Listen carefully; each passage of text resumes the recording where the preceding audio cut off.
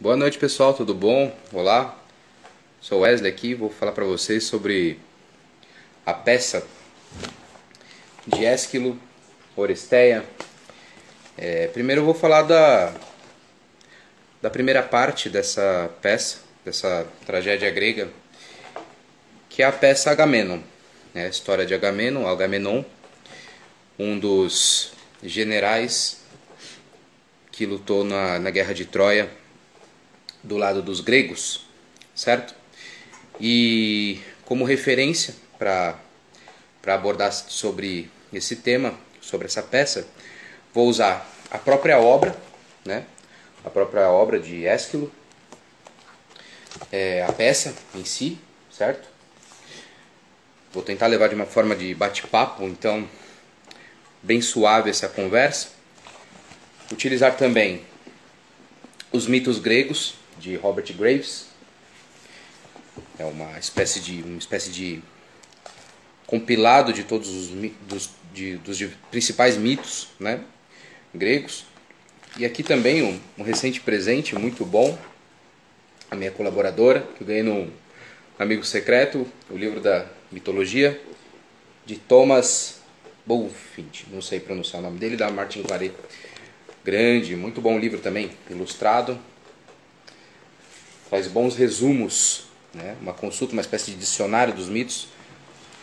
Traz um bom resumo sobre os mitos em gerais, a história dos heróis, etc. Mas entrar então no que foi de fato, né? O que é essa tragédia grega e como toda tragédia, nós devemos entender o que é o que são as tragédias gregas, né? Porque elas têm uma característica, né? Na verdade, elas significam algo diferente do que aquilo que nós temos como tragédia nos dias atuais. A tragédia grega, ela geralmente, né, ela é definida como uma peça, uma obra, da qual o ser humano é um personagem dentro da organização dos deuses. Então, os deuses que estão por trás da realidade, visível e invisível, eles orquestram o mundo e o ser humano é um joguete, né? Então, coisas ruins acontecem, desculpa um barulho, é a cachorrinha. Coisas acontecem sem que o ser humano tenha muita participação, sem que ele seja culpado, ou como uma espécie de causa e efeito. Então, pode ser consequência de coisas que ele fez há muito tempo atrás, que volta e cobra o seu custo. E assim temos tragédia. Tragédia não é um acidente, não é aquilo que nós temos hoje como tragédia, mas isso que nós temos hoje faz parte do universo trágico, faz parte da tragédia como um todo. Mas levamos tragédia então como uma coisa do ser humano, como um joguete ali nos deuses, diferente da comédia que trazia os próprios problemas humanos entre eles. A tragédia, ela envolve mais os deuses nessa participação. Mas então, o que é essa peça Agamenon? Né? Para a gente explicar essa peça Agamenon, nós temos que dizer quem foi Agamenon. Né? Na Guerra de Troia, nós tínhamos os três principais generais, Ulisses, Menelau, Agamenon. Menelau era o rei de Esparta, o Ulisses de Ílio, e o Agamenon era aquele principal que comandavam todos.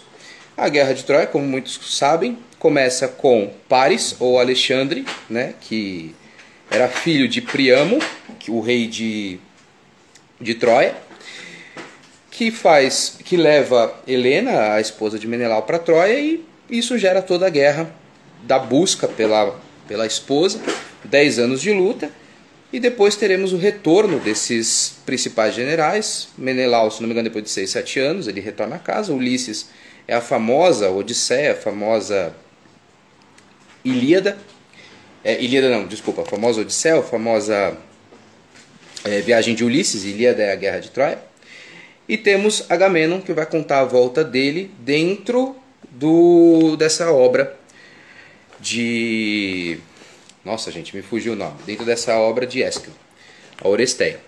Oresteia porque Orestes é o filho de Agamenon. Então, na verdade, a obra do Agamenon, essa obra de Ésquilo, é uma obra sobre o filho do Agamenon. Tá? Então, Agamenon ele retorna à casa dele, depois de algum tempo na Guerra de Troia, nada mais ou menos que 10 anos, e algumas coisas vão acontecer. Para explicar o acontecido, temos que voltar um pouco antes. Qual que é a história de Agamenon? O Agamenon, ele faz parte de uma família que foi amaldiçoada há muito tempo atrás. E nessa maldição, o que se explica é que pela maldição sempre será interrompido o processo de desenvolvimento dessa família. Sempre será muito difícil, sempre a descendência será prejudicada por alguém da família, né? A grande luta, né, que vai estar acontecendo ali vai ser sempre entre a família.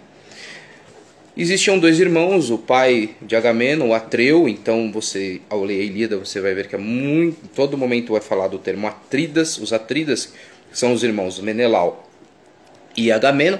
Atreu é o pai de Agamenon e ele tem um irmão chamado Tiestes. E os dois lutavam pelo trono de Micenas. Não se sabe ao certo o motivo pelo qual eles lutavam por um cordeiro, mas havia um cordeiro na história, né? Não se sabe se isso era o cordeiro real, físico, da qual se sacrificava para Artemis, ou se era um cordeiro simbólico de ouro. Tá? Existe uma parte muito interessante aqui no livro do Robert Graves, vou ler para vocês um pouco. Durante um debate celebrado na sala do conselho, Atreu reclamou o trono de Micenas, baseado no direito da sua primogenitura e também por ser ele dono do cordeiro. Tiestes perguntou-lhe: você então declara publicamente que o dono do cordeiro deve ser o rei? Declaro, respondeu o Atreu. Também estou de acordo, disse Tiestes, sorrindo ironicamente. Então um arauto convocou os habitantes de Micenas para que aclamassem o novo rei. Decoraram-se os templos com ouro e abriram-se as portas. Acenderam-se fogos e todos os altares da cidade entoavam canções de louvor ao cordeiro, dotado de chifres com o velocino de ouro. Mas Tiestes ergueu-se de súbito para acusar Atreu de ser um fanfarrão e levou os magistrados até sua casa, onde mostrou-lhes o cordeiro, alegando ser seu legítimo proprietário, e foi declarado rei de Micenas. Então, nessa situação, o Tiestes conseguiu se tornar rei porque ele fez de forma maliciosa, ele conduziu a situação a favor dele. Atreu, era o mais velho, não ia deixar barato para Tiestes. Só que ele não fez uma coisa muito, digamos assim, no nível do que aconteceu. Nada mais nada menos, Atreu pega os filhos, Tiestes tinham 3 filhos, pega os filhos de Tiestes, coloca dentro leva para casa dele, mata os meninos e serve para o Tiestes, sem que o Tiestes saiba, os meninos como um churrasco. Quando o Tiestes descobre que ele vê a cabeça das crianças, ele desmaia, sai inconsolável da casa dele, foge, vai embora, desaparece e consulta um oráculo. Quando ele consulta o oráculo diz para ele que quem irá matar ele será um filho dele com a filha. E aí acontece uma das coisas mais bizarras da mitologia grega, que é o estupro de Tiestes à filha, que gera o Egisto. E assim ele irá vingar e matar o Atreu. Só que o que acontece é que o Egisto foge, com medo de Agamenon depois, e fica desaparecido. Esse mesmo Egisto, se não me falha a memória, porque aqui eu estou falando do que aconteceu antes da peça Agamenon, esse Egisto que irá então virar amante da esposa de Agamenon quando ele fica 10 anos longe da casa dele, na Guerra de Troia. E eles vão orquestrar o assassinato do Agamenon. E vocês vão entender que dentro dessa história tem muita questão psicológica da briga sempre dos mais velhos com os mais novos, dos mais novos com os mais velhos, essa eterna guerra, né, de quem deve ceder a quem, e em certos momentos ocorre uma ruptura, e essa ruptura será o grande, digamos assim, o interrompimento de uma dinastia por um tempo, que vai causar diversas confusões, que é o seguinte: Agamenon precisa partir para a Guerra de Troia, e eles perdem o vento e eles param numa ilha para poder se abastecer, o que era comum. E eles, o que era o abastecer naquela época? Eles começavam a pilhar todos os tipos de civilizações pequenas ao redor. Eles roubavam, capturavam mulheres, faziam escravos e tudo mais. E numa dessas situações, eis que um dos soldados, andando, pega uma corça, um animal sagrado que pertencia a Artemis. Artemis, irmã de Apolo, ela tem muito a ver com a questão da razão, a distância, né? Ver as coisas de uma maneira fria e distante. Um espírito um pouco estrangeiro, né? Alheio à situação para conseguir observar. Tanto que dizem muito assim nas questões de psicologia que a não compreensão da sua Artemis, né? Do olhar de fora, com uma forma um pouco mais racional, conseguir se compreender o outro, né? A questão da arco e flecha, da caçada, aquela pessoa que se isola para observar, não compreender isso, ter um desequilíbrio disso, gerará um efeito reverso que é, por exemplo, a xenofobia, que ao invés de você tentar compreender o que é estrangeiro, né? O que não pertence ao seu grupo, na verdade você tentará combater aquilo. Isso seria um desequilíbrio da Artemis, né? A Artemis, então, afastada do seu irmão Apolo. Seria essa ideia, tem uma ideia psicológica por trás disso. Mas essa Artemis, nesse desequilíbrio, né, porque o que acontece? Você tinha várias civilizações se reunindo para buscar então Helena lá em Troia. Então imagina que você tem soldados de diversos reis. Você tinha os soldados do Ulisses, você tinha os soldados do Menelau, você tinha os soldados do Agamemnon e de outros que aparecem, os soldados do próprio Aquiles. Então assim, muitos ali não se conheciam, eles eram, digamos assim, estrangeiros um do outro, apesar de serem os seus superiores, terem feito um acordo, né, de que caso acontecesse alguma coisa com Helena, eles deveriam ir buscar ela. Aí teria que entrar na história de Troia, né, no fato de como que acontece o casamento de Menelau com Helena, que a Helena era muito bonita e ela teve que escolher entre um dos 100 pretendentes e aquele que fosse escolhido, todos os outros deveriam respeitar e ajudar ele caso acontecesse alguma coisa, e aconteceu. Paris levou, então os 100 foram atrás de Helena e para destruir Troia. Então eles param, pessoas desconhecidas ali, então você tinha conflitos de cultura e tudo mais. E um deles, buscando comida, vai lá e mata essa bendita corça de Artemis. Certo? O que acontece? Ela joga uma maldição. E qual que é a maldição? Os ventos param, eles não conseguem sair da ilha. Passa-se dias, semanas, eles ficam sem comida e as coisas vão se complicando. O que tem de simbólico por trás dessa história? Olha, tudo isso para conseguir explicar um pouco da peça do Agamemnon. O que tem de simbólico por trás dessa história? Os ventos, eles sempre vão representar os nossos movimentos, dos pensamentos, da vida, né? Os ventos que nos levam para lá e para cá, e etc, etc, etc, etc. Atrelado ao oceano, geram ondas, geram problemas, geram turbulências. A ausência disso, estar numa ilha, significa estar sem essa dinâmica da vida. Porque apesar disso ser ruim, né, as turbulências, os movimentos, é movimentar, como eu coloquei quando eu falei sobre a questão do Édipo, é o movimentar que significa estar vivo. O adulto que anda em dois pés, toda vez que ele anda, ele precisa tirar um pé. Toda vez que ele tira um pé, ele se desequilibra, ele se projeta, ele cai para frente. Então, viver, andar é estar em constante desequilíbrio, né? O adulto ele sempre se desequilibra para avançar. O idoso já não consegue, por isso que ele precisa da bengala. Então, o adulto é isso. Então, viver é estar em desequilíbrio, viver é enfrentar as ondas, viver é enfrentar os ventos. Mas a ilha, eles estão presos na ilha, estão sem ventos. Ou seja, não existe possibilidade. A vida ali está contida, né? Porque mataram a bendita da corça. E de quem era a corça? De Artemis. O que isso traz para a gente conseguir olhar psicologicamente aí como uma chave de leitura para essa interpretação? Falei para vocês que eram 100 reis diferentes, com seus exércitos, né? Imagina se as pessoas em conflito, com fome, etc., começam a ter aquela briga entre os estrangeiros, entre pessoas que não se conhecem, entram questões de xenofobia, várias outras coisas entram nesse processo. Ou seja, as coisas não andam.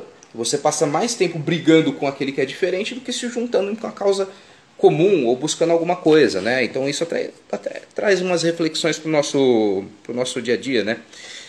E por conta desse conflito, né, desse embate que eles sempre têm, a vida não anda. Não tem como avançar para a guerra, né? Então, o vento parou. A vida parou, o movimento parou, não tem o que fazer. Então existe um simbolismo da Artemis desequilibrada. A caça ali, a corça sagrada dela foi morta por alguém que fugiu ali do plano de ficar ali naquele campo, né, que eles acampavam. Foi lá, matou a corça dela, pum, o vento parou, ninguém mais se mexe, ninguém mais anda, ninguém consegue sair da ilha. Estão ilhados, estão presos, uma espécie de anestesia psicológica. A pessoa não sabe para onde vai, não sabe o que faz, não consegue mais viver, está ali impactada, não consegue andar. Muito porque, nesse caso deles, dessa coisa de não conseguir conviver com o que é diferente. Então, o Agamenon, como liderava todos, chama o sábio deles, né, aquele que conseguia consultar as divindades, uma espécie de oráculo, e pergunta, né, pede para ele dizer por que o vento parou, o que aconteceu, e aí é que ele fala que Artemis estava brava, e Artemis necessita então de um sacrifício. Quem que Artemis quer sacrificar? Efigênia, a filha mais nova de Agamenon. A princípio, o Agamenon, ele não concorda com a ideia, né? Afinal, é filha dele, mas ele olha ali milhares de soldados que podem vir a morrer, dependente dele, e que se ele rejeitasse a ir junto brigar pela Helena, ele colocaria também a situação de toda a terra dele, né, de todo o reino dele em perigo. Então ele acaba decidindo, ele inventa uma história para Clitemnestra, que é a esposa dele, de que a filha Efigênia se casaria com Aquiles. Ela faz essa viagem, é uma mentira. Quando chega lá, os soldados já sabem da necessidade desse sacrifício, então eles começam a exercer uma pressão para que ele de fato sacrifique a filha. A esposa discorda, a esposa fica extremamente revoltada, mas é isso que ele tem que fazer, é isso que ele faz naquele momento. Não tem como recuar. E aí você vê então a morte, o rompimento com a família, o rompimento com entes queridos, o rompimento com o sangue, em prol de o quê? De uma causa material. E o Agamenon, ele vai atrás dessa guerra, vai na busca da Helena. Tudo bem que ela era a esposa do irmão, mas ele não está lá por conta disso, ele está lá por conta do acordo que eles fizeram, por conta dos soldados, por conta de tudo mais. Quem acompanha, quem leu a Ilíada, a Guerra de Troia, vai ver que o Agamenon tem o ego dele é muito inflado, mas ao mesmo tempo ele tem muito medo de ter conflitos com os soldados. Então ele tende sempre esse caminho de fazer o que, digamos assim, o que não vai trazer problemas para ele, né? Então ele está disposto a prejudicar aqueles que são perto, assim, tanto que ele sacrificou a filha, ele faz algumas coisas injustas com Aquiles, e assim ele vai, tudo em prol daquela situação e do ego dele de querer ser sempre o soldadão, o cara reconhecido. E ele sacrifica então Efigênia, os ventos voltam, os soldados ficam fechados com ele, porque óbvio, né?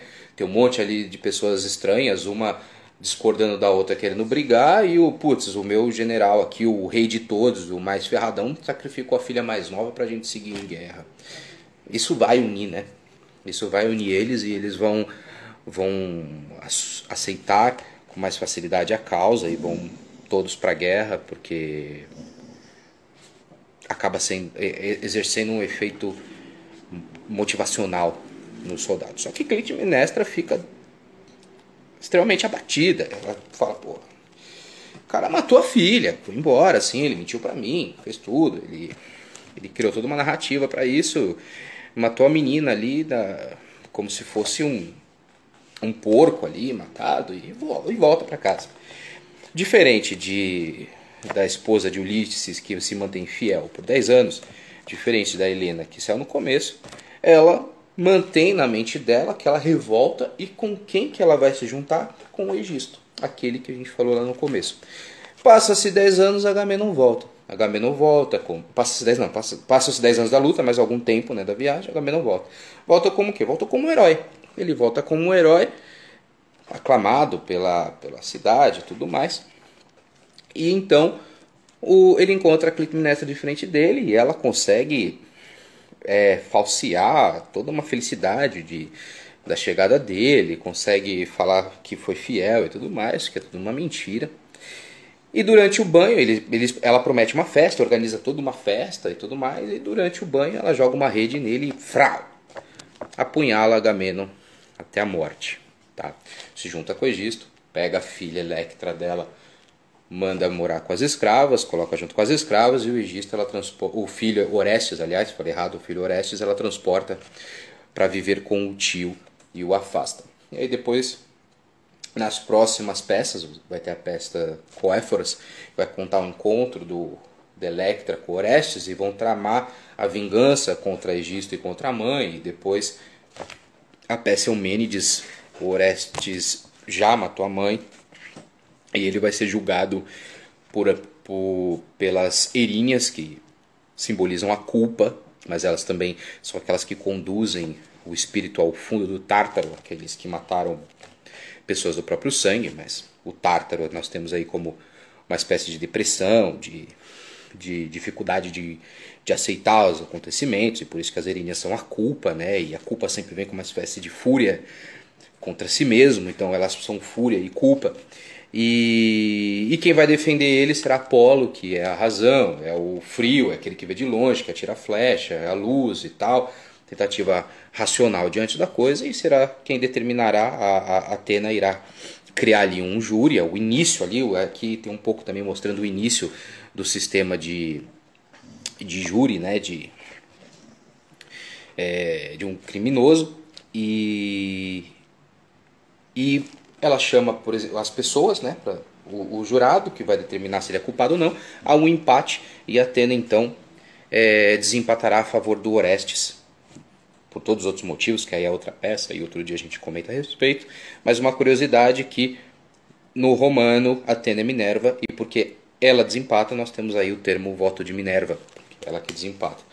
Mas voltando à história do Agamenon, então é isso que acontece. O Agamenon ele é morto pela sua esposa Clitemnestra, que se junta com Egisto, e retomam e pegam o reino para eles até o crescimento dos filhos. Mas o que tem de interessante nessa história, né, são as várias passagens, né, de questões psicológicas, questões da alma humana, né, tanto essa parte do romper com aquilo que importa, enfocando um viés mais materialista, e como isso irá cobrar depois, a família irá cobrar, né, a própria esposa dele irá cobrar.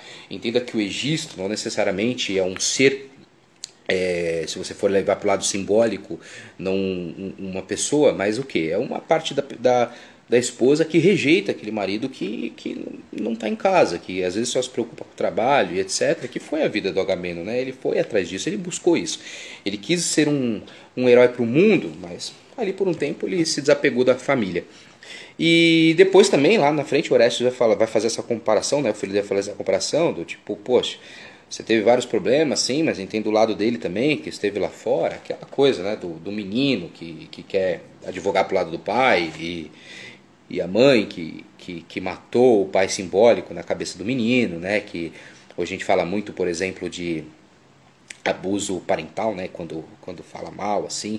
Então, assim, lógico que ele matou a Ifigênia, né, fez coisas absurdas, mas a gente tem que sempre fazer esse olhar simbólico dessa situação. E como depois o menino se vinga, né, da mãe. Então, assim, tudo aquilo que ela tentou fazer, todo aquele assassinato à figura do pai, retorna ao assassinato dela mesma, né, e acaba que ela é excluída. E ele tenta reviver o espírito do pai dentro dele mesmo. Mas ela também matou o marido, então ela mata o marido buscando um símbolo em Egisto, um símbolo da vingança, né, porque o Egisto faz parte de uma situação antiga, falando, olha, aquilo que os pecados que sempre existiram na sua família agora retornam em você, né, pelo seu assassinato, pela sua morte, o seu sangue assim está sendo derramado como foi derramado da sua filha.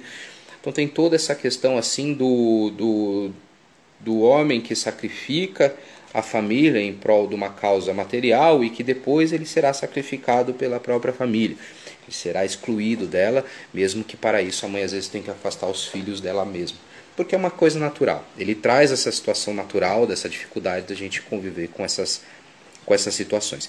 Mas tem uma passagem no começo assim que eu gostaria de falar para vocês, eu gostaria de ler, na verdade, da peça, né, de Agamenon, que foge um pouco do que a gente falou aqui, que são outras coisas interessantes, mas eu gostaria de ler essa parte aqui porque eu achei muito curiosa, E vamos lá, aí vocês vão entender junto comigo aqui.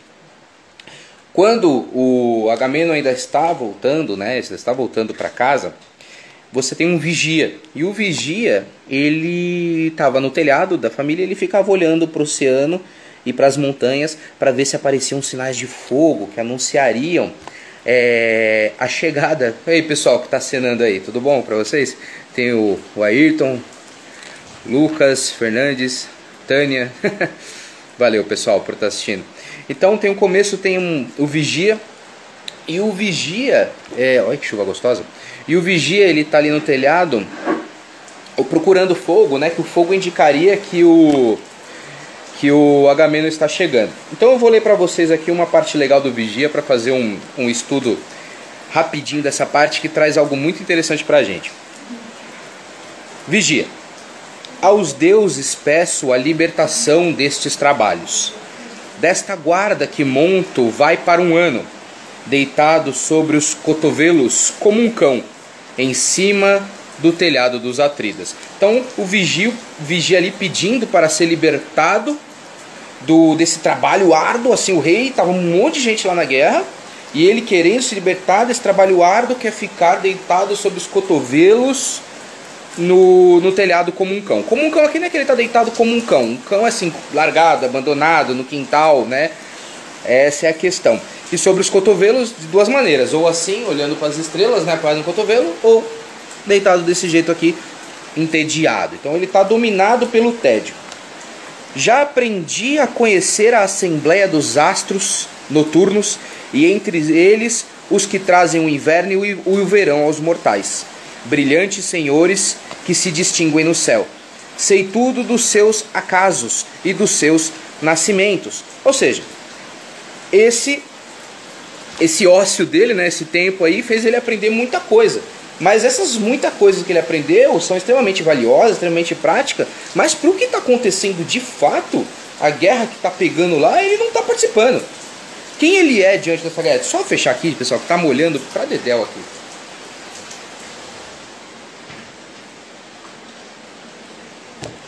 Opa, desculpa. Então assim, quem ele é de fato, né, dentro dessa situação? Quem é essa pessoa? Até anotei aqui, né? Aqui nós vemos várias coisas, como ele é incapaz de se esticar, por isso deitado sobre os cotovelos. Ele tem um alcance limitado, né? Ele não alcança tudo que é necessário dentro do domínio dos seus senhores. O marasmo, né, de quem ficou fora da guerra. Olha lá, ele me liberta disso, eu não preciso participar. Oh deuses, que vida ruim, a galera lá pegando fogo na guerra, e ele reclamando de estar deitadinho no telhado. Ou seja, conhecendo um pouco dos gregos, sabemos que esse rapaz, ele era de uma estirpe um pouco inferior aos que estavam na guerra, né? Ele era um escravo, ele era algum serviçal deles ali. E continuando, ele fala: e agora aguardo o sinal do facho, o esplendor de fogo que trará de Troia a notícia da sua conquista. O fogo que vai falar que Troia caiu. Assim o determina o coração de uma mulher de máscula vontade, que é Clitemnestra, cheio de expectativa. E quando eu mudo de lugar durante a noite, variando o meu leito úmido de orvalho, que não é vigiado pelos sonhos, pois é o terror que, em vez do sono, me assiste, impedindo-me de cerrar firmemente as pálpebras. Quando me apetece cantar ou trautear qualquer coisa, fazendo em mim esta incisão do canto como remédio contra o sono. Então choro, deplorando a triste sorte desta casa, que já não é, como dantes, excelentemente governada, mas agora que surge enfim a feliz libertação dos meus cuidados, com a aparição do fogo das boas notícias no meio das trevas. Olha que interessante essa parte aqui também. Ele aguarda esse sinal, né, desse retorno, dessa vinda, e ele elogia Clitemnestra. Por quê? O que traz pra gente assim? Uma pessoa de uma estirpe inferior, ela vê o quê? Ela vê a aparência do que está acontecendo. ela vê superficialmente o que está acontecendo. Jamais ela vai conseguir entrar no âmago do sentimento da sua senhora, que é Clitemnestra.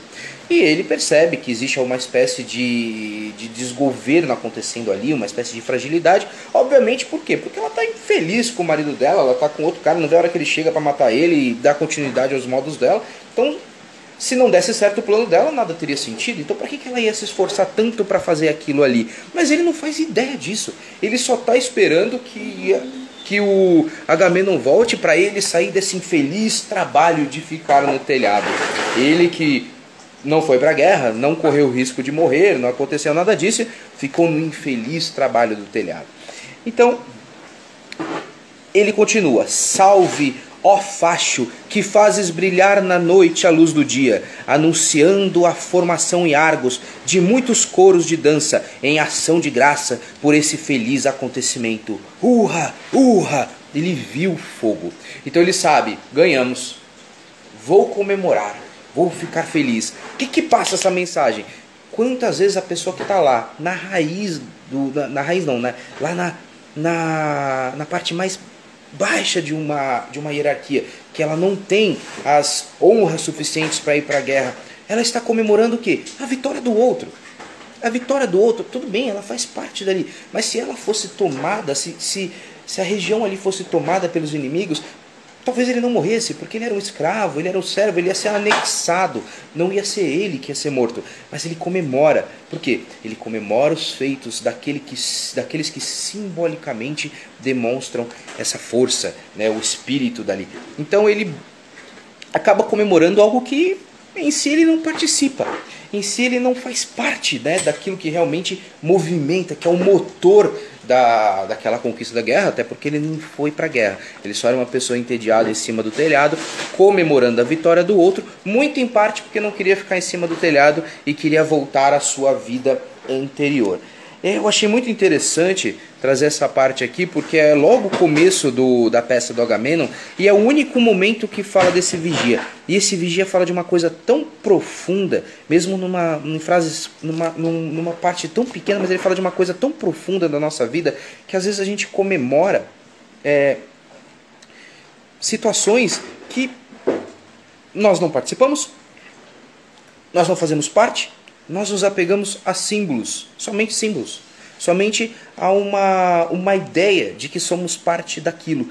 E não é com poucas pessoas, com todo mundo é isso. Eu tenho um time de futebol e eu torço pela vitória daquele time de futebol. Por quê? Eu me vejo nesse vigia, sentado no meu sofá, tomando uma cerveja, torcendo pro meu time de futebol. E quando sai o gol, é essa luz que aparece lá no mar, dizendo: eles ganharam. Tudo bem que meu time não... É o São Paulo, já não ganha mais e... Enfim, não vem ao caso. Mas, sabe, você fica torcendo ali como se você fizesse parte, mas na verdade você torce pelo quê? Pelo símbolo. Por aquelas figuras que possuem alguma coisa que dentro de você, no fundo queria estar lá. E você ali, na verdade, está mentindo para si próprio, né? Você começa a querer analisar as formações táticas, o jogo, tal. Você é esse cara sentado, olhando a composição das estrelas, enquanto pega tá acontecendo lá, você não é parte daquilo, você comemora aquele símbolo. Mas muitas outras coisas também. Isso acontece nas empresas, acontece na política. Na política, o brasileiro ele acha que ao discutir e brigar ali aguerridamente, ele vai ter algum movimento de fato, mas assim, no micromundo ali dos poderosos realmente, lá está acontecendo coisas para ele. Mas para nós aqui, assim, e aí? É mais um momento passando, é mais uma coisa, a luta continua, próximo, daqui a 4 anos outra, daqui a 4 anos, dessa briga, e a gente ali torcendo por uma figura simbólica e não por algo concreto da qual nós somos atuantes. Eu achei fantástica essa passagem aqui. Eu acho que quando eu comecei a ler essa peça, eu estava um pouco, digamos assim, não levava muita fé de que seria uma grande... que eu me apegaria tanto a ela. Eu sei que é uma grande obra, uma obra clássica, importantíssima, mas eu estava levando como um exercício dos meus estudos. Eu falei assim, não, preciso ler, tenho que ler, vamos ver o que eu acho. Eu falei assim, o ápice será lá quando Agamenon for morto por Clitemnestra, depois na segunda peça, quando Orestes encontrar a Electra, e depois, só para vocês aí, uma curiosidade, na psicologia freudiana, Electra é o oposto de Édipo, né? Se Édipo é aquele que desposa a mãe, e mata o pai. Electra é aquela que quer desposar o pai e matar a mãe.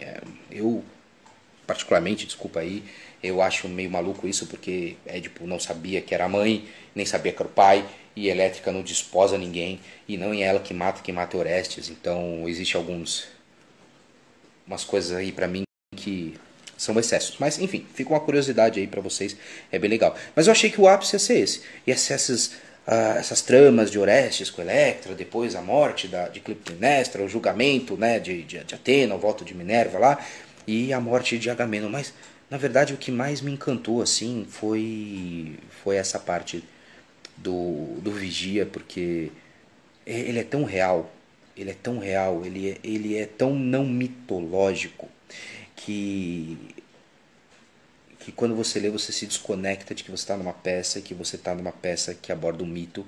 Parece que você está vendo um relato de alguém que trabalha com você, de alguém que você conhece, daquele seu amigo que às vezes, assim, com todo o perdão da palavra, né, com todo com o termo, mas às vezes o cara trabalha aí para um aplicativo e o aplicativo só enxerga ele como mais um número, o que é uma pena, e ele está lá torcendo pelo extremo sucesso daquilo, porque ele acha que ele é peça extremamente importante naquilo, mas ele é um número. E o vigia é um número. Ele é um número que foi colocado no telhado simplesmente para dizer se o fogo acendeu, porque Clitemnestra queria saber com uma certa antecedência, mas não mudaria nada se ele tivesse dormido, não tivesse falado para ela, só ia adiar um pouco o plano dela. Ela só era uma pessoa ansiosa que precisava saber. Aí é um outro ponto que poderia ser dito sobre a ansiedade por trás da Clitemnestra. A ansiedade atrelada ao quê? Ao medo de não conquistar o seu objetivo. Ela tinha o objetivo de matar o marido, de matar o Agamenon. A ansiedade dela estava, e se eu não conseguir? E se eu for tentar e ele descobrir? Então ela tentou fazer tudo isso, tentou antecipar, deve ter vivido 10 anos infernais, né? Esperando o dia que ele vai voltar ou que ele não vai, isso em nenhum momento cita.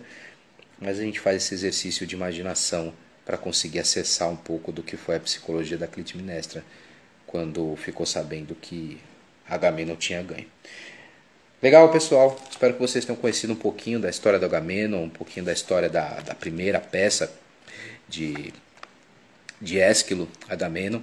Tentei falar aqui como um bate-papo, não entrar num pouco muito conceitual, na simbologia, até porque achar a simbologia de fato, a gente precisa ler várias vezes, buscar referências.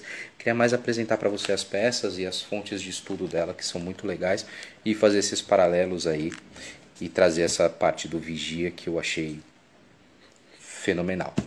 No próximo vídeo eu quero falar sobre a parte do Coéforas, que é quando Orestes encontra com sua irmã Electra. Coéforas, muitas pessoas acham que é a peça mais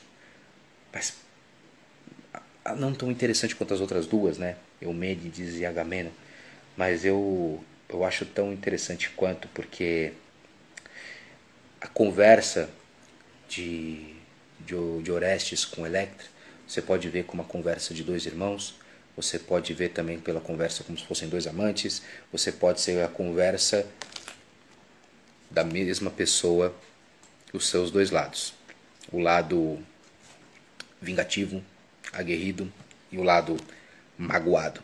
E esses dois lados, quando você é uma pessoa vingativa, magoada, você vai fazer porcaria.